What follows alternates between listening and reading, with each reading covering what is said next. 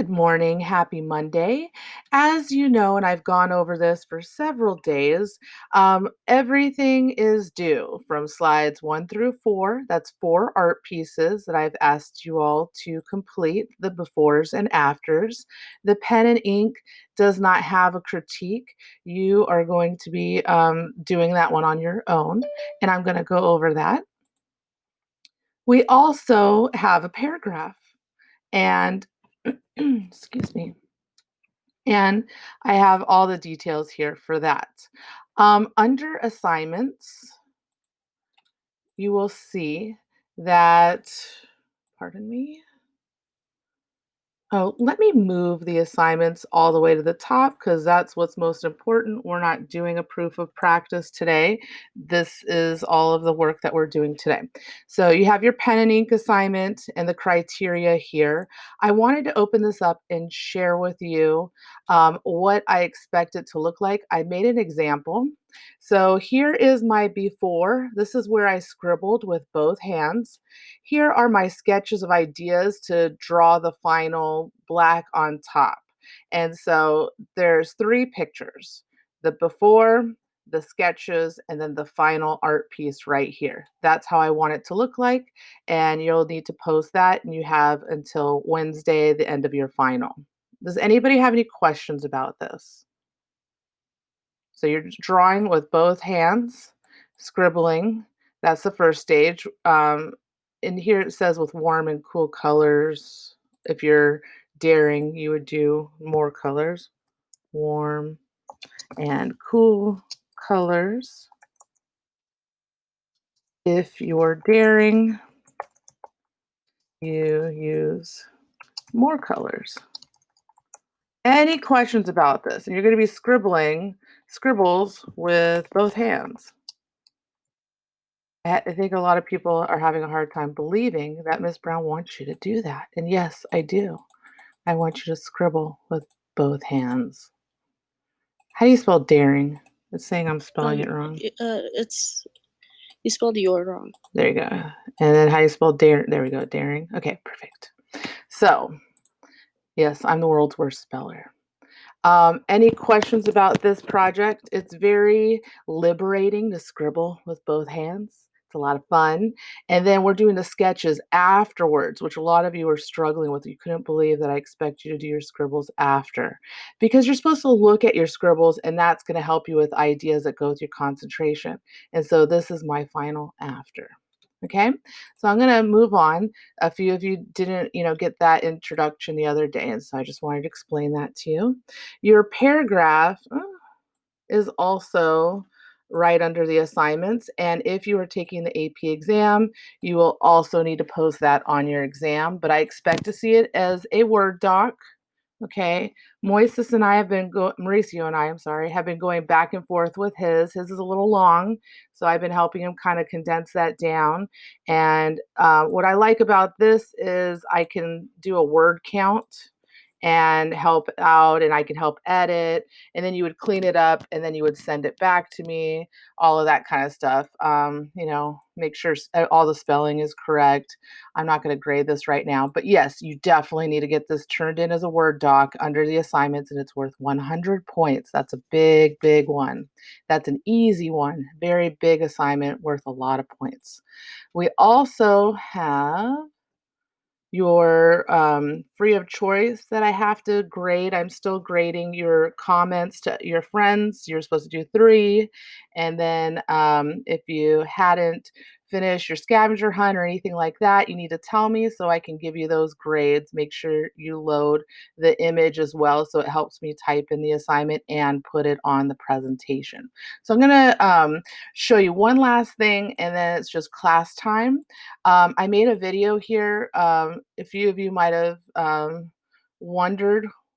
So I want to introduce this to you. Let me see if I can get to play. All right. I want to show you guys a couple of things so you understand what you can do. Here we have Melissa. She has her sketches, and then she has different stages of her process, and then this is her final piece, nice and large. And then she would just need to turn this into a JPEG and load it on the exam, and I can also help you guys with that. Another student's before and after showing revision. Here's an additional revision. All we did is look at his after piece right here, and then we enhanced it with a filter. So that's another revision because they want to see that you're revising and evolving and changing.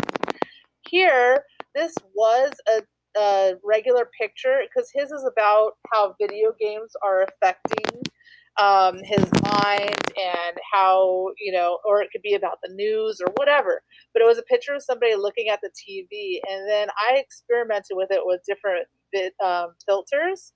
So this was the before pictures, and then this is the after. So it shows experimentation or revision. Now, Samantha has a really cool one that she did, and I just wanted to play and see if we can get another version of it to show revisions. So if you are a 2D student, remember, you could turn in photographs, you can turn in drawings and paintings, you can turn in digital, and that's what we're doing right now is digital revisions in Photoshop or Pixlr. There's some other apps that I'll share with you guys as well. So I just grabbed this filter, this piece, and I put it in Photoshop, and I can always help you guys, and we could do adjustments. I'm going to do brightness and contrast because I feel like some of the words aren't popping, and we can make it have like more of a moody effect. I was meaning for it to be like just faded. Right. With like the person. I just made it a little highlighted here more, and then it gets darker on the corners. We want to show like different versions. So I think that just enhanced it a little bit more. It's still faded and you can still read it. It's great. I love it. And now let's see what else we can do with it. Can you hear me clearly? You sound perfect now. Okay. Much better. Just making sure. Yeah, glad. So, ooh. I don't know if this is something that you want me to play with the scale on. Not really. Because we can show so many different versions of the same piece. No? I feel like it kind of had like a vibration to it. Oh, my head. And the red is like the negative thoughts of it. Oh. No, yes? That's perfect. Oh, hi. All right, I'm going to press OK. But you know what? We could do more to it. I'm going to save a version of this file. Well, I got to size it to 100. We're gonna do a bunch of these, okay? So I'm gonna fast forward, but you guys get an idea. Now we're gonna go, and I love how she's giving me feedback. I'm gonna save it, save as. We're gonna save some time here. So now I went to another filter with her, and she's giving me guidance of what she likes and doesn't. I like what we had before. I'm gonna go cancel. I'm gonna keep fast forwarding because we're running out of time. That's cool. Yay! So Miss Brown you should keep her around. Do you like it with a little darker or a little faded? So as you can see, it's more experimenting, and I'm asking her questions, and then we saved it and we put it on her presentation. Let me show you the final result because I don't want to waste too much time. I know that you guys have a lot to do. So this is what it looks like. You were gonna want to do this because you said it was too blurry the other way. So let's see if this works for making a JPEG. So now it downloads right here. I'm just going to drag this to my desktop. So let's see if we can load it on the exam. Let me rewind a little bit. You can go to your slideshow, you go to File, and then you go to Download, and then JPEG. And then from there, so you can download your own. Take a picture of this so I can put a screenshot of it onto. So that's really important. You can't have your name. A lot of you are going to want to do this because you said it was too blurry the other way. So let's see if this works for. Any questions about this? I hope that's helpful. I'm going to post this. I forgot to post it the other day.